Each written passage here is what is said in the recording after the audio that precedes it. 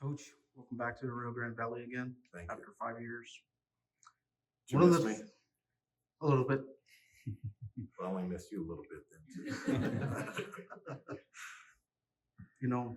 One of our final conversations as you lifted the championship trophy was having that player-coach relationship, and how has that changed for you from the last time you were here to now? Like how has that player-coach relationship changed for you, and what bonding do you take from that, and how do you plan to instill it here with a different set of players?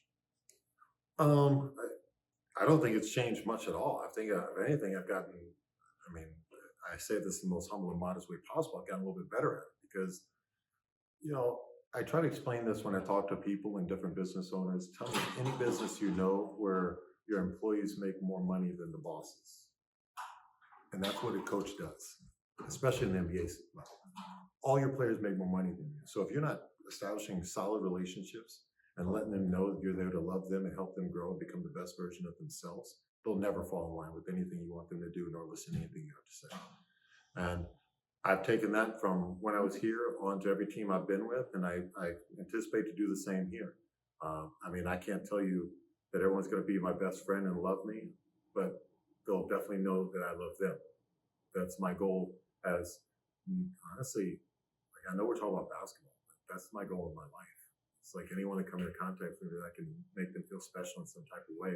And I don't anticipate that changing whatsoever when it comes to my team, my players. Now you were very high on collecting like different type of suits. How much has that collection of suits have grown between those last 5 years, and do you plan to have a different set of suits Well, for first your of all, second we're set? wearing quarter zips. I'm not bringing the suits back no more because as much as I look damn good in a suit, I still think that when we travel, it's a whole lot easier not to carry a bunch of suits with you. So we'll be wearing the quarter zips. So the suit game is still strong. So if you guys have some beautiful events you want to invite me to that I can rock a suit, please let me know in advance so I can bring some down from my house, because I'm not going to be traveling with a lot down here. But it's a quarter zip. It's quarter zips now. Now, ever since COVID hit, now we get to be a little more comfortable. So now I just have to make sure that my body feels out well enough to look good in the quarter zips. I'll do my best to answer that question. I can tell you back when I was here in 2019, just to throw some numbers at you guys, I had 27 different players on my roster that year. I think I might have been the number one in the G League that year when it came to players on my roster, and also number one in my call-ups as well. So one of the things you have to take into account constantly, I want the best for everyone that works underneath me. So I want the players to get called up. Now, sometimes you hate it because it's one of your best players, but I want that for them. And this goes back to what I said before. If I don't want that for them, why the hell would they play well for me? I want the best for them. And I do understand that the G League is the G League. It's something special. And I think that's one of the reasons when you asked me earlier why I wanted to come back here. This league challenges you more than any other league in the world as far as your coaching. Because of that, you have your best player one night, and you don't have him the next night. You have another guy that you haven't even had a chance to touch on, and all of a sudden he shows up. You're trying to assimilate him to the rest of the team. Man, how fun is that stuff? Right? It's amazing. Like no other league has that. So, but I do think also the growth of the league has been amazing.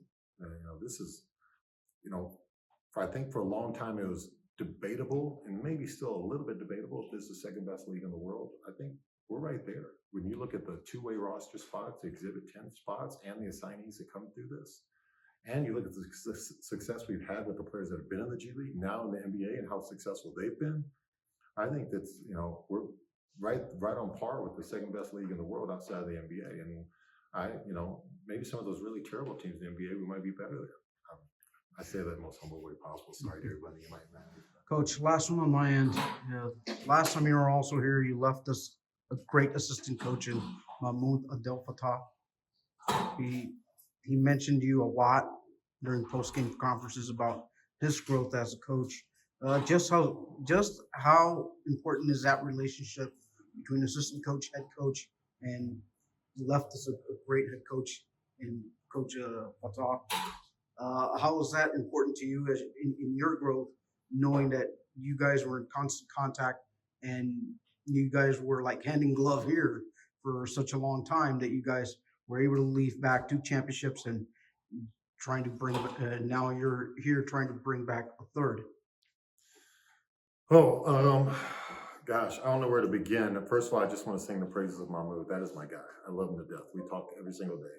We text every single morning, even if it's just a have a great day, win the day, attack the day, God bless, love you, whatever it might be. Like that's one of the closest and most amazing men I've ever met in my life, and I think that all of you have ever had the pleasure of being around as well. He's one of the most genuine and heartfelt, disciplined, amazing individuals, and I was blessed to have him as an assistant, just because of what he brought to the table every single day.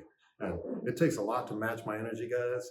He did a pretty damn good job of it. I mean, not as good as mine, but it was pretty damn good, I have to say. And I think that's going to be it's going to be a challenge for sure for anyone that comes to be an assistant with me. I mean, we're still working through staffing right now, but I'm a pretty high energy guy. For some of you that have been around me already or come to my practices or seen me at the games, I'm pretty subdued during the games, but I can tell you during the timeouts and pregame, all that.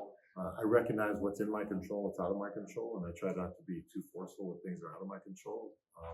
But I'm definitely pretty stern on the way I handle things, and I'm pretty energetic in the way I do things. And I was blessed to have my mood, and I'm hoping that I can replicate that. I think that one of the biggest things with coaching, if you can say I have a coaching tree, to say guys that worked underneath me, look at them now.